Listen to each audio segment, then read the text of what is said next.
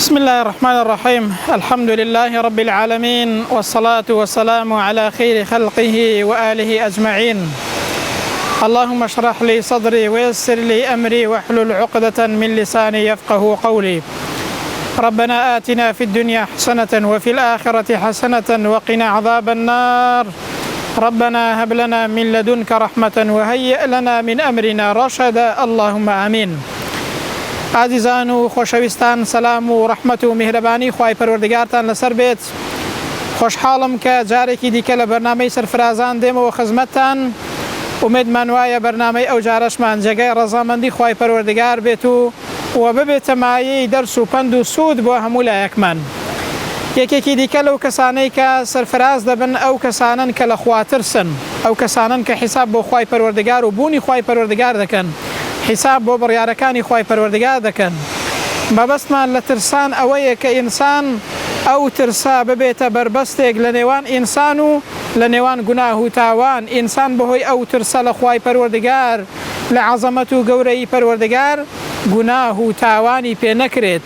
لەبەر گەورەی خوای گەورە و بیرکردنەوە لە عەزەمەتی خوای پەروەردگار، ئەو کەسە لە خوا ترسە و گوناه و تاوانی پێ ناکرێت، نزیکی گوناه و تاوان ناکەوێتەوە. ئەو کەسانە لە ڕۆژی قیامەتدا کەسانێکن کە سەرفراز دەبن. خوای گەورە بمانگێڕی لەو جۆرە کەسانە.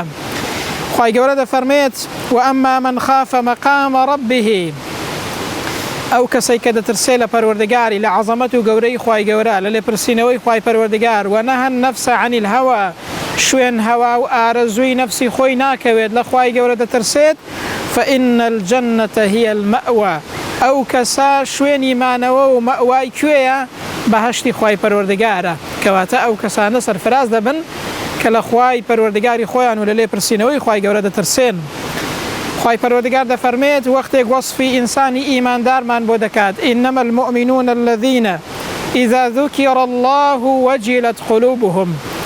ئیمانداری ڕاستەقینە ئەو کەسەیە، ئینەما کە ئەداتی حەسرە، یعنی هەر ئەو کەسانە ئیمانداری ڕاستەقینەن وەختێک ناوی خوای پەروەردگار دەبیستن، ناوی خوای گەورەیان لەلا دەهێندرێت، وەختێک دەگوترێ ئەڵڵا، ئەوان دڵیان دەلەرزێت لە ترسی خوای پەروەردگار، لە بیرکردنەوە لە عەزەمەتی خوای پەروەردگار. وەجیلەت قولوبهم، ئەو کەسانە دڵیان ڕادەچڵەکێت، ئەو کەسانە دەترسن لە خوای پەروەردگار، بەندەی خوای گەورەن و لە خوای گەورە دەترسن.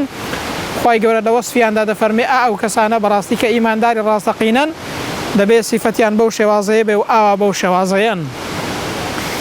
بەڵێ ترسان لە خوای پەروەردگار سیفەتی پێغەمبەرانە و پێغەمبەران بەو چاکەی خۆیان و بەو پلە و پایەی کە لە لای خوای گەورە هەیان بووە، بەڵام هێشتا لە خوای گەورە ترساون. ئەی ئێمە زۆر ئەولاترین بەوەی کە لە خوای پەروەردگار بترسین، حیساب بۆ خوای پەروەردگار بکەین.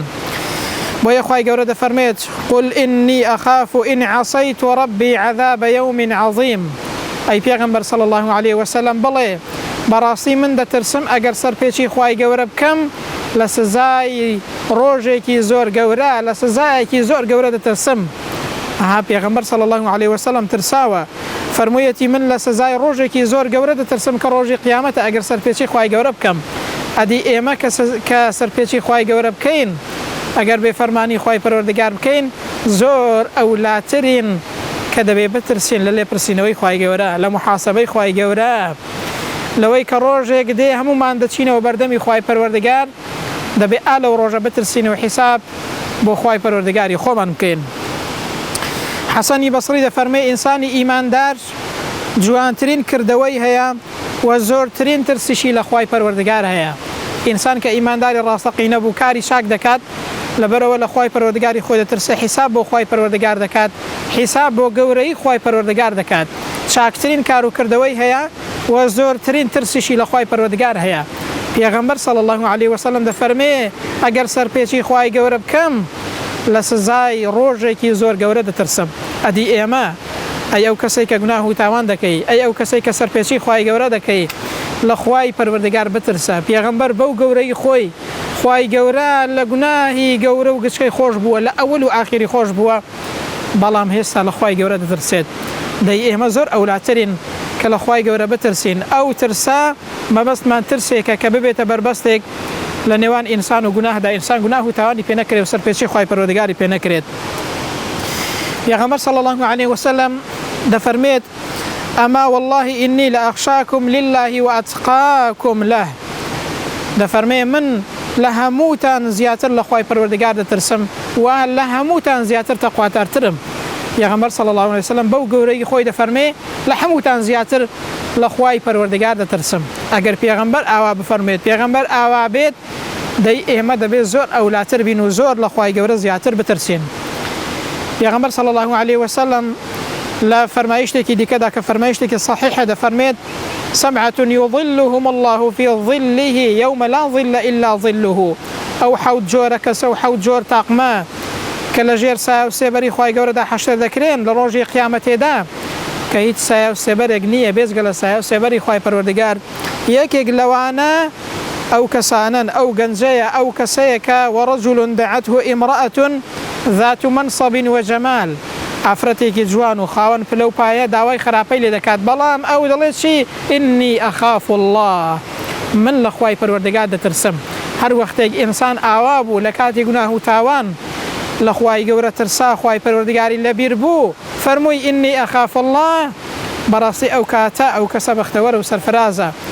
ئەو کەسە یەکێکە لەو کەسانەی کە لە ژێر سایە و سێبەری تایبەتی خوای گەورەدا لە ڕۆژی قیامەتێدا حەشر دەکرێت. خوا بمانگەڕی لەو کەسانە. بەڵێ خوای پەروەردگار وەختێک باسی پێغەمبەران دەکات و سیفەتی پێغەمبەرانمان بۆ دەکات، ئاوا باسییان دەکات کە هەمیشە لە خوای گەورەی خۆیان ترساون. بۆیە دەفەرمێ ئینەهم كانوا يسارعون في الخيرات. ئەوان لە چاکەدا پێشبڕکەیان دەکرد، بەڵام لەگەڵ ئەوەشدا کە لە چاکەدا پێشبڕکەیان دەکرد ئەنجا ويدعوننا رغبا ورهبا. هەمیشە لە خوای پەروەردگار دەترسان، ئومێدیشیان هەبوو، هەمیشە لە خوای پەروەردگار دەپاڕانەوە، لەگەڵ چاکەکەشیاندا ئومێدیان هەبوو، لە خوای دەترسان. کاکە ئێستا ئینسانی وا هەیە نەداوا لە خوا دەکات، نەکاری چاک دەکات، نە لە خوا دەترسێت. دەیکەی ئەوە ئیمانداریە و کەی ئەوە پێی دەگوترێ ئینسانی ئیمانداری ڕاستەقینە. پێغەمبەران سەلات و سەلامی خوای گەورەیان لەسەر بێت سیفەتیان وا بوو، چاکەکار بوون، پێشبڕکەیان لە کاری چاکەدا دەکرد، ئەنجا لە خوای گەورە دەترسان و ئومێدیشیان هەبوو. وەکانوا لەنا خاشعین، ئەنجا لە خوا ترسیش بوون و لە خوای پەروەردگاریش دەترسان، لەگەڵ ئەو هەموو چاکە و گەورەیەشدا کە هەیان بوو. کەواتە بەڕاستی مەبەستمان لەو ترسان لە خوایە ئەوەیە کە ئینسان وا لێ بکات حیساب بۆ سنوورەکانی خوای پەروەردگار بکات، گوناه و تاوانی پێ نەکرێت لەبەر گەورەیی و ترسان لە خوای پەروەردگاری خۆی. لە سەردەمی ئیمامی عومەردا ڕەزا و ڕەحمەتی خوای پەروەردگاری لێبێت کە شەوێکیان دەگەڕا لە ناو شاری مەدینەدا بۆ ئەوەی بزانێ بارودۆخ چۆنە، گوێی لە گفتوگۆی دایک و کچێک بوو کە دایکەکە بە کچەکەی دەوت هەستا هەندێک ئاو بکە ناو شیرەکە بۆ ئەوەی ماستەکە زیاد کات و کاتێک کە فرۆشتمان زیاتر بێت. ئەو کچێش گوتی ئاخر ئیمامی عومەر قەدەغەی کردووە کە ئاو بکرێتە ناو شیر. دایکەکە دەیوت خۆ ئێستا شەوە و ئیمامی عومەر ئاگای لەوە نییە، بەڵام ئەو کچەکە لە خواترز بوو کە لە خوای پەروەردگار دەترسا. فەرمووی ئەگەر عومەریش ئاگای لێ نییە و ئەگەر ئێستا ئیمامی عومەر لێرە نییە و ئاگای لێ نییە، ئەی خوای عومەر ئاگای لێیە، گوێی لێیە، دەمان بینێت. خوای عومەر ئاگای لێیە، ئەدی ئەوە چی لێ دەکەین؟ ئەدی چی بکەین لە لای خوای پەروەردگار و لە بەردەم خوای پەروەردگاردا؟ خوای عومەر ئاگای لێیە. بۆیە ئیمامی عومەر زۆر سەرسام دەبێت بۆ کچە لە خوا ترسا. بۆیە ئەوە ترسە ئینسان لە تاریکایی شەودا لە خوای پەروەردگار بترسێت. ئێستا لە ناوماندا ئەوە زۆر هەیە، دەبینین ئینسان وەختێک کە شتێک دەکڕێت سەرەکەی شتێکە و ژێرەکەشی شتێکی دیکەیە.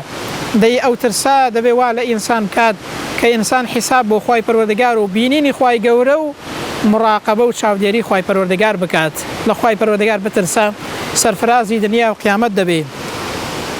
پیاوێک ویستی ئافرەتێک خۆی تەسلیم کات و هەروەها خراپەی لەگەڵدا بکات، خوا پەناماندات.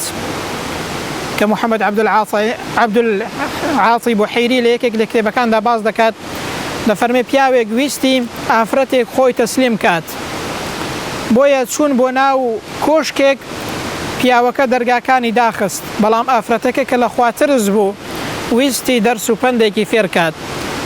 گوتی دەرگایەک ماوە کە داد نەخستووە ئەو دەرگایە، پیاوەکە زۆر پێسەیر بوو گوتی دەرگاکانم هەمووی داخستووە کام دەرگایە ماوە ئەو ئافرەتە کە لە خواترز بوو فەرمووی الباب الذي بيننا وبين الله ئەو دەرگایەی کە لە نێوان ئێمە و خوای پەروەردگاردایە قەت داناخرێت خوای گەورە هەمیشە دەمان بینێت یەکسەر پیاوەکە بە خۆی داهاتەوە یەکسەر ئیمان ڕای چڵەکاند یەکسەر هەڵسا و ڕۆیشت و وازی لە خراپەکە هێنا ئەو ئافرەتە دەرس و پندێکی فێر کرد و ئێمەش فێر دەکات کە ئینسان لە نادیاردا لە هەموو کاتێکدا حەز بە چاودێری خوای پەروەردگار و بە ترس لە خوای پەروەردگار بکات ئەلەم یعلم بأن الله یرا کاکە نازانی خوای گەورە دەمان بینێت لە هەموو کاتێکدا وهو معكم أينما كنتم خوا لە هەموو کاتێک لەگەڵتاندایە بە زانیاری و بە نزیکی لێمان بەوەی کە دەمان بینێت چاودێرە بەسەرمانەوە نازانی خوای گەورە لە هەموو کاتێک لەگەڵماندایە نازانی واعلموا أن الله يعلم ما في أنفسكم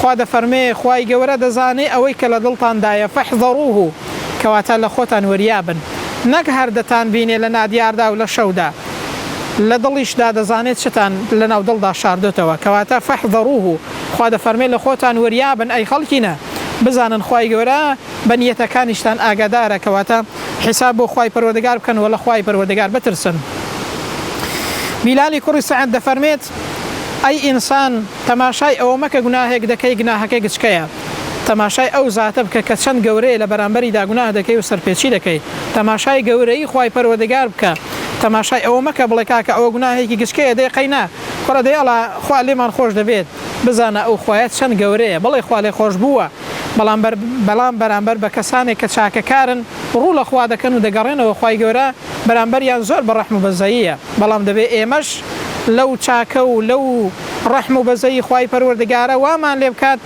کە زیاتر و چاکتر لە خوای گەورە بترسین و ڕوو لە خوای پەروەردگار بکەین بۆیە دەفەرمێت وەختێک گوناه و تاوان دەکەی بیر لە گەورەی خوای پەروەردگار بکەوە ئەو کاتە ئینسان گوناه و تاوانی پێ ناکرێت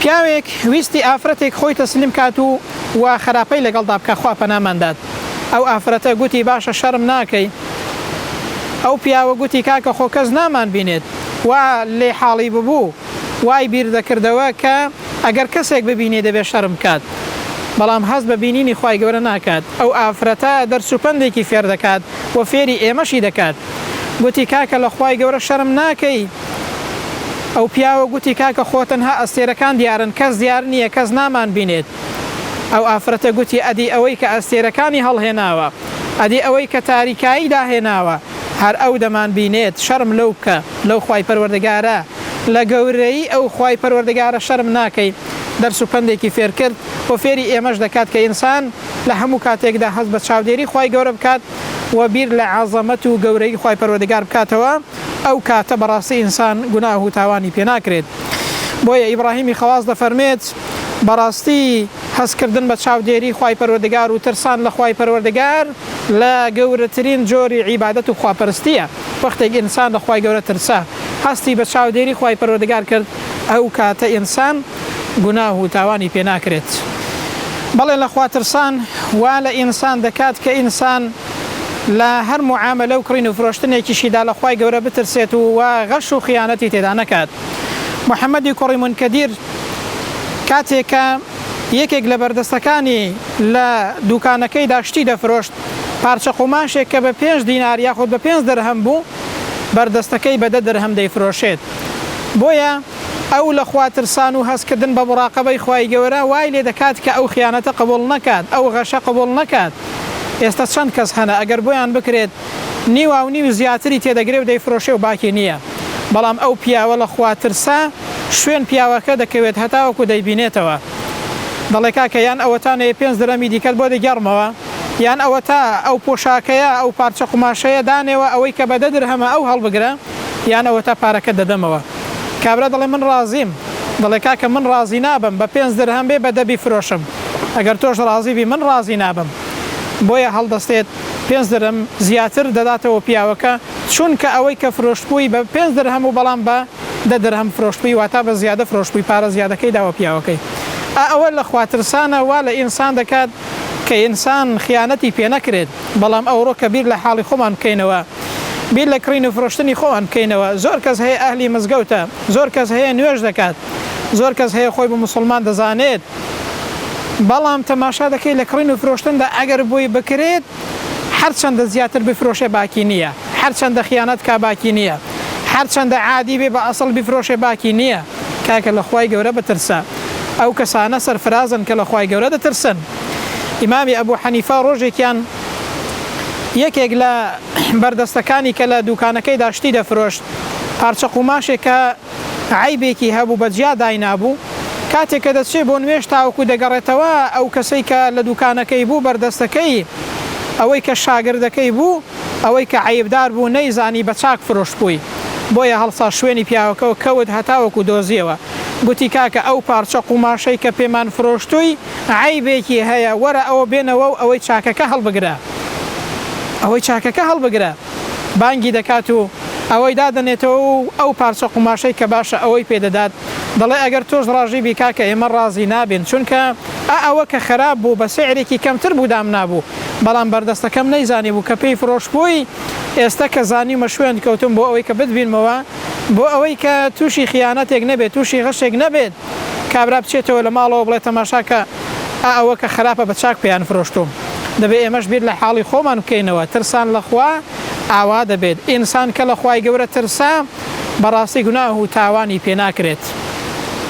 ئافرەتێک کە لەو دەڤەرەی خۆمان بوو، وەختێک کە معاملەیەکی حرام لەو منتیقەیە بڵاو ببەوە، کاتێک کە دەچوو بۆ ماڵان نانی خۆی لەگەڵ خۆی دەبرد، کە سەردانی خەڵکی دەکرد نانی خۆی لەگەڵ خۆیدا دەبرد، دەیوت با نانی ئەو ماڵە نەخۆمنەوە کە ئەو معاملەیان کرد بێت تووشی حرام بم. ئەوە لە خوا ترسانە، ئافرەتێک خوێندەواری نییە، بەڵام لە عەزەمەت و گەورەی خوای گەورە حاڵی بووە، لە ترسان لە خوای گەورە حاڵی بووە. دەزانێت کە ئینسان دەبێت ئاوا حیساب بۆ خوای گەورە بکات و لە خوای پەروەردگاری خۆی بترسێت. بۆیە ئەبوو سولەیمان دەفەرمێت بەڕاستی هەر دڵێک ترسی لە خوای گەورە تێدا نەبوو ئەو دڵە خراپ دەبێت. هەر دڵێک لە خوای گەورە نەترسا بەڕاستی ئەو دڵ و دەرونی ئینسانە خراپ دەبێت. کوردەواری دەڵێت لەوەی بترسێت لە خوای ناترسێت.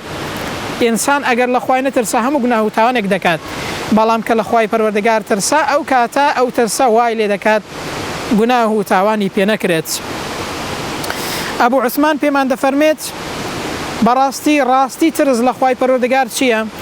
ئەوەیە کە ئینسان لە گوناه و تاوان دوور بێت، ئەوەیە کە ئینسان لە نهێنی و ئاشکرادا گوناه و تاوان نەکات و لە گوناه و تاوان دوور بێت، ئەوە ترسانە لە خوای پەروەردگار. ئیبن تەیمیە دەفەرمێت بەڕاستی ترسێک کە ترسێکی باشە کە ئینسان هەیبێ لە خوای پەروەردگار بترسێت، ئەوەیە ئەو ترسە ببێتە بربەستێک لە نێوان ئینسان و لە نێوان گوناه و تاواندا ئینسان گوناه و تاوانی پێ نەکرێت. ئێمەش مەبەستمان ئەو ترسەیە وامان لێ بکات کە گوناه و تاوانمان پێ نەکرێت، حساب بۆ خوای پەروەردگار بکەین و لە خوای پەروەردگاری خۆمان بترسین. ئیمامی تەبەری دەفەرمێت ئیماندار بەڕاستی ئەو کەسەیە وەختێک ناوی خوای گەورەی لەلاهێنرا دڵی ڕادەسەڵەکێت، وەختێک ناوی خوای گەورە دەبیستێت فەرمانی خوای گەورە جێبەجێ دەکات و ملکەتی خوای گەورە دەبێت، وەختێک ناوی خوای گەورە دەبیستێت زیکر و یادی خوای گەورە دەکات، وەختێک ناوی خوای گەورە دەبیستێت لە سزای خوای پەروەردگار دەترسێت. ئەوە ئیمانداری ڕاستەقینەیە. عەبدوڵای کوڕی عومەر ڕەزا و ڕەحمەتی خوای پەروەردگاری لێ بێت ڕۆژێکیان کاتێک کە دەچێتە دەرەوە لەگەڵ چەند کەسێک لە شاری مەدینە دەیەوێ بەندەیەک کە شوانە تاقیب کاتەوە تا چەندە لە خوای پەروەردگار دەترسێت، بۆیە بانگی دەکات پێی دەڵێت ئەی شوان مەڕێکمان پێ بفرۆشە لەو مەڕانە. دەڵێ کاکە ئەوە ئی خۆم نییە، هی سەید و گەورەکەمە، من شوان و ئەمانەتە لە بەردەستمدا، دەیەوێت تاقیب کاتەوە تا چەندە لە خوای گەورە دەترسێت. پێی دەڵێ کاکە لە لای سەید و گەورەکەت بڵێ گورگ خواردین. ئەو بەندەیە کە لە خواترسە دەستی بەرز دەکاتەوە بۆ لای خوای پەروەردگار و دەڵێت چی؟ فەئەین الله، ئەدی خوای پەروەردگار لەکوێیە؟ ئەدی نابێت لە خوای پەروەردگار بترسین. ئەی ئەوە لە لای سەیدەکەم وتم گورگ خواردی، بەڵام لە لای خوای پەروەردگار چی بڵێم؟ خۆفێڵ لە خوای گەورە ناکرێت. فەئەین الله، هەر کەسێک فێر بێ ئاوا بڵێت بەڕاستی گوناه و تاوانی پێ ناکرێت، خیانەتی پێ ناکرێت. ئەوە لە خواترسانە. بۆیە ئیبن عومەر هەڵدەستێ ئەو بەندەیە دەکڕێتەوە لە سەید و گەورەکەی ئازادی دەکات، پێشی دەڵێ ئەو لە خواترسانت لە دنیادا ئازادی کردی، ئومێدم وایە لە قیامەتیشدا ئەو لە خواترسانت ئازادت کات، خوای پەروەردگاریش لێت خۆش بێت. ئەوە بریتیە لە چی؟ بریتیە لە ترسان لە خوای پەروەردگار و هەروەها حیسابکردن بۆ خوای پەروەردگار و بۆ سنوورەکانی خوای پەروەردگار. کەواتە لە سوودەکانی لە خواترسان ئەوەیە ئینسان کاتێک کە لە دنیادا لە خوای گەورە دەترسێت لە قیامەتێ ئەمین دەبێت. بۆیە خوای گەورە لە فەرمایشتی قودسیدا دەفەرمێت بەڕاستی ئینسان بەندەی من دوو جار ناترسێت، ئەگەر لە دنیادا لە من بترسێت لە قیامەتدا ئەمین دەبێت، بەڵام لە دنیادا لە خوای گەورە نەترسی ئەوە دڵنیا بە لە قیامەتێدا مەترسیت دەبێت. هەر ئەلێرە لە دنیادا لە خوای گەورە بترسە بۆ ئەوەی لە قیامەتدا ئەمین بی. ئەنجام ترسان لە خوای پەروەردگار سوودێکی دیکەی ئەوەیە کە ئینسان ڕزگاری دەبێت لە ڕۆژی قیامەتێدا. بۆیە پێغەمبەر دەفەرمێ صلی الله علیه وسلم سێ شت ڕزگارکردن، یەک لەوانە ترسانە لە خوای پەروەردگار لە نهێنی و ئاشکرادا، لە دیار و نادیار ئینسان لە خوای گەورە بترسێت ئەو کەسە ڕزگاری دەبێت. ئەنجا سوودێکی دیکەی لە خواترسان ئەوەیە کە ئینسان ڕەزامەندی خوای پەروەردگار و بەهەشتی خوای پەروەردگار بەدەست دێنێت. خوای گەورە وەختێک باسی پاداشتی ئەو کەسانەمان بۆ دەکا کە لە خواترسن چ دەفەرمێت؟ جەزاؤهم عند ربهم، پاداشتی ئەوان لە لای خوای گەورە چییە؟ جەنات عەدن، بەهەشتێکی هەتاهەتاییە، تەجری من تحتها الأنهار خالدین فيها أبدا، لەو بەهەشتەیدا دەمێننەوە بە هەتاهەتایی لەنا ئەو ناز و نیعمەتەدا. رضي الله عنهم ورضوا عنه، ئەو کەسانە خوای گەورە لێیان ڕازیە و ئەوانیش لە خوای گەورە ڕازین. ئەو کەسانە خوای گەورە لێیان ڕازیە، ئەوە پاداشتەکەیانە. بەڵام ئەوە بۆ کێیە؟ خوا دەفەرمێ ذلك لمن خشي ربه، ئەو پاداشتە و ئەو بەهەشتە و ئەو ڕەزامەندی خوای گەورە بۆ ئەو کەسانەیە کە لە خوای پەروەردگاری خۆیان دەترسن. ئەوە پاداشتی ئەو کەسانەیە کە لە خوا ترسن کە ڕەزامەندی خوای گەورە و بەهەشتی پڕناز و نیعمەتی خوای پەروەردگارە. کەواتە ئەو کەسانە سەرفرازن کە لە خوای پەروەردگار دەترسن و گوناه و تاوانیان پێ ناکرێ و حیساب بۆ سنوورەکانی خوای پەروەردگار دەکەن. خوای گەورەش لە قیامەتێدا بەهەشتیان پێ عەتا دەکات و لێیان ڕازی دەبێت. خوای پەروەردگار بە لوتف و کەڕەمی خۆی ئێمەش بگێڕی لەو کەسانەی کە لە خوا ترسن لە دنیادا، حیساب بۆ گەورەی خوای گەورە و سنوورەکانی خوای گەورە دەکەن، گوناه و تاوانیان پێ ناکرێت. خوای گەورە بە لوتف و کەڕەمی خۆی ئێمەش بگێڕی لەو کەسانەی کە سەرفراز و عاقبەت خێری دنیا و قیامەت دەبن. ئێمەش وەختێک گوێمان لەو بابەتانە دەبێت سوودی لێوەربگرین و لەو کەسانە بین کە سەرفراز دەبن، لەو کەسانە بین کە لە خوا ترسن لە دنیا و قیامەت. خوای پەروەردگار بەختەوەر و عاقبەت خێر و سەرفرازمان بکات. آمين. وصلى الله على محمد وعلى آله وصحبه أجمعين. السلام عليكم ورحمة الله وبركاته.